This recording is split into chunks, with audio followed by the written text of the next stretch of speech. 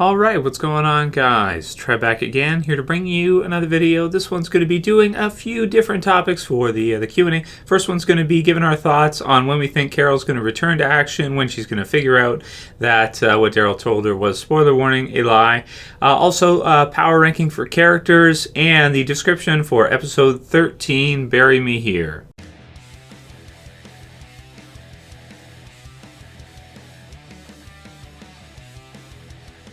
So we touched on this one briefly, but want to go over it a little bit more. Kat says, Q&A Trev, do you think Carol will eventually find out what happened to the group and what happened to Glenn and Abraham, and how do you think she will react? Will she be angry with Daryl, or will we see the Terminus Carol back again, storming into the sanctuary like a badass? What are your thoughts? What do you think is going to happen with Carol? So, yeah, we've briefly touched on this one, but definitely wanted to kind of give my thoughts on this because people have brought up, there was a comment in the last Q&A that Carol must know that Daryl is lying because she had been told from Richard and Morgan when they had the conversation that the Saviors were alive and well, and that, you know, what Daryl said can't be true because, Richard actually wanted to fight against them and was actually looking to try to recruit, people, recruit Morgan, recruit Carol. So, yeah, she must know deep down that it's not true, and maybe she just wanted to enjoy a little bit of time with Daryl because she hadn't seen him for so long and that kind of thing, and maybe part of her wants to believe it. So once she kind of figures out, or she thinks about it hard enough to realize that that can't be entirely true, she may go and ask Morgan. I'm thinking that will probably happen in the next couple episodes, and then after that, I think she will kind of turn back into her Terminus storming, Carol badass wanting to fight again, but this time probably fighting on the side of the kingdom, as she's grown apart, it seems like, from the original group, and for some reason she wants to kind of distance herself, probably to protect herself in case any of them are killed off, because she really does care about them a lot, and they go back from the beginning. So I do think she's going to figure it out pretty soon, yeah, and I do think that once she does figure it out, she will start to kind of get back into her badass fighting mode again, which I am excited to see. I want to see Carol back in the usual kind of swing of things again. There's also a pretty cool top 10, which I'll put the link to in the description for you guys, to thewalkingdead.com, where they did a power rankings, week 10. So they go over, some of the characters that are currently alive in The Walking Dead, and they give us their rank in terms of power. So number 1, of course, you can click the link in the description to read it yourself. But number 1 is Negan, which, I absolutely agree with. Negan's got to be number 1 right now still. Even though Rick is starting to gain power, Negan clearly is the most powerful at the moment. Number 2, they've got Simon. So, Negan's right-hand man. So Simon being number 2, actually being more powerful than Rick, which at this time, I mean, it makes sense, even though, we could be biased that a lot of us obviously wouldn't like Simon because he's the bad guy in this case, although I do think he's kind of funny. Even still, if you want to be unbiased, you want to be truthful, then you probably have to rate Simon as number 2. Number 3, they've got Rick, which I think makes some kind of sense, but you may even want to put Jadis above that and maybe Ezekiel above that, at least in the current state. I like to feel like Rick is maybe number 3 in terms of power himself. However, he just got hurt and everything. They don't have much in the way of firearms. They don't have much in the way of manpower. So I probably wouldn't put Rick above Ezekiel, and I probably wouldn't put him above Jadis. But if you're going like one-on-one, I guess kind of makes sense. I don't know. I think he's too high anyway. Number 4, you've got Maggie, which I also think as well is too high in power rankings. I don't think Maggie is more powerful than Ezekiel or Jadis at this time. Number 5 is Ezekiel. Number 6, which I would put him higher, but he definitely has to be on there, so I agree to put him on there.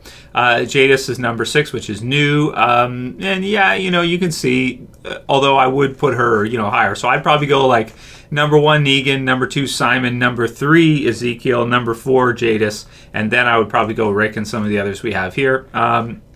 We've got Michonne, who's at number 7. We've got Daryl at number 8, which Daryl's really tough on his own. We've got Dwight at number 9. We've got Jesus at number 10. Gabriel at number 11. Then we got Carl, Gregory, and that's it for their list. So there's 13 of them. So it's kind of fun to discuss. You guys can write your comments below on who you think are the most powerful. Like I said, I go Negan, Simon, then Ezekiel, then Jadis, and then maybe you start looking at Rick and some of the others because of group power. Because it's not, even though like maybe you could say like, well, single one-on-one, but it's not. It's never going to be one-on-one in a zombie apocalypse like that, and in the world they live in. Negan's number one, not because he one-on-one would be the toughest character there is. There's probably, saviors that one-on-one might beat Negan in a fist fight or something, or, Rick or some of the others might best him. But in terms of overall power, because of the group and everything, the other factors you have to factor in, I would say that of course, Negan is the most powerful.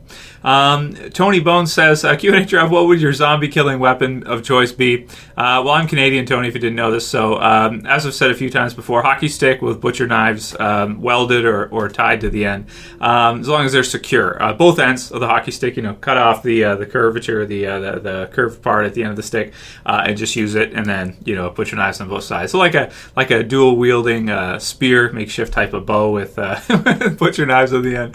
That's my zombie killing weapon of choice. So, yeah, I should get that in a poster or something in front of the backdrop. That's pretty cool. So, for Bury Me Here, Season 7, Episode 13. So, that's coming up in a couple weeks. So we got Episode 11 coming up this Sunday. The next Sunday is going to be 12, and then 13 will be after that. So, the title's called Bury Me Here. So, maybe not wanting to live anymore. We'll see. Maybe a character death. It says, things do not go as planned when a group of kingdomers deliver goods to the saviors during a routine supply drop-off. So things do not go as planned. Okay, so something happening, of course, with the kingdom. Some of the members of the kingdom going to meet with the saviors as usual to do a drop-off. Maybe the saviors not being pleased with that, and maybe this could be the events in this episode. Bury Me Here. Maybe a character death on the part of the kingdomers, and that could possibly be what could lead them to join Rick and to join the resistance in the war against the saviors. So, looking forward to this episode. Should be a good one. Episode 13. And thinking that maybe we'll have a kingdom death, or at least something will happen that will start to get the kingdom on the road to fighting against the saviors with Rick and the others. Yudith _DM says, Trev, did you know that the actress that plays Sherry in The Walking Dead is starring in a new series called The Arrangement? Do you think she was the one who helped Daryl and now will die for it? So it does seem to me like she was probably the one who did help Daryl escape, but I don't think she'll be killed off. No, I don't think she's going to be killed off. And the thing is like we're seeing a lot of the cast from The Walking Dead be cast in other things as well too, other projects, movies, TV series, this kind of deal. The reason for that being is the show's a lot different now than it was back in season 1, 2, 3, and 4, even really 5, at least the first half of 5, because you have a lot of episodes where they're not even really in the episodes. They're in, maybe a few episodes out of the half, maybe half of the episodes. Sherry might be in a few of the episodes. She hasn't been in one yet from the second half. We haven't seen her at all.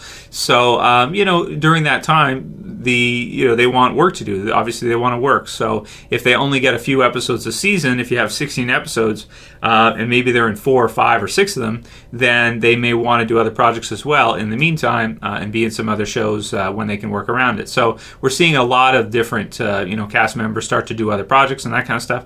And I think it just makes sense because they can't be in absolutely every episode, which would have been the case or close to the case back in seasons like 1, 2, 3, 4, and even 5 before they join Alexandria, and you get even more characters with that. But now it's way bigger than even that was.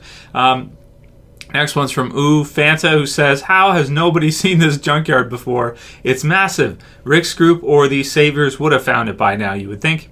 So yeah, maybe, but would you really want to go, and would a lot of characters want to go sifting through a junkyard? I mean, I guess so in a zombie apocalypse. Like, if you're smart about it, then you'd say, a junkyard, they may have a lot of resources there. They may have, some metal we could use for stuff. They may have a lot of supplies there that we could go and get. But a lot of people would just be like, I'm not going there, right? Because it's a junkyard. So it's what a junkyard is. If you've ever been to a junkyard before, it's not the nicest place. I mean, there's crap everywhere. It usually smells. It's a junkyard. So people may avoid it. People in a zombie apocalypse, unless they get really hungry or really desperate, may decide, forget that. Let's go check out a Walmart or something. Forget this junkyard. Let's go check out a grocery store, see what we can find. So based on that, I think it has a built-in defense that a lot of people, maybe Negan and the Saviors, thought about it and were like, I'm not going to go to the junkyard. So, you know, maybe it's just kind of that's what it is. That's kind of the way I would think of it. So I don't think it's far-fetched that no one has found it by now because of what it is. It may not be a place that a lot of people would want to go, especially because in the zombie apocalypse, there's stuff everywhere. Like you could go into houses, you could go into a neighborhood and go through a whole bunch of houses and find, you know, all kinds of stuff. The amount of stuff people have is just, it's crazy. You go into someone's shed, you can find all kinds of tools and stuff you could use as weapons, things like that. Would you really want to make the trip to a junkyard? Probably not. So, make the last one from Alan M, who says, Q&A Trev, I thought it was strange that the junkyard group as large... Okay, well, that one...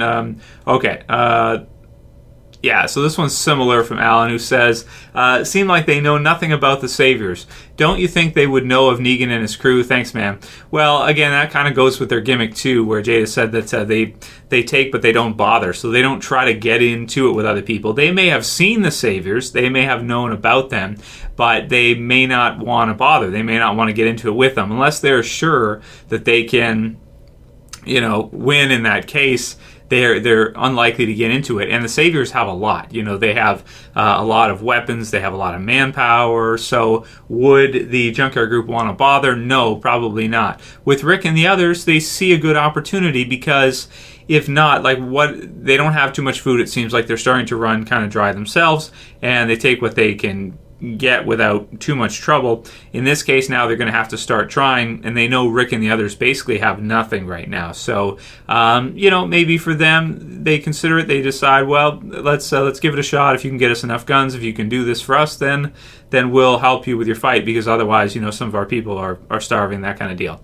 So let me know what you guys think. Write your comments below, and send me any other questions if you guys want another Q&A for tomorrow. I don't have too much in the way of questions or topics for tomorrow, so send me what you guys got if you want a video. Otherwise, I'll see you tomorrow night for the review and the usual videos. If you guys like this video, please thumb it up below. You can also share, you can favorite, and if you do and you want to subscribe, you can subscribe at the bottom left. So for this one, so you guys can consume for another. It's Trev, saying peace. Later, guys. See ya. Just subscribe somehow.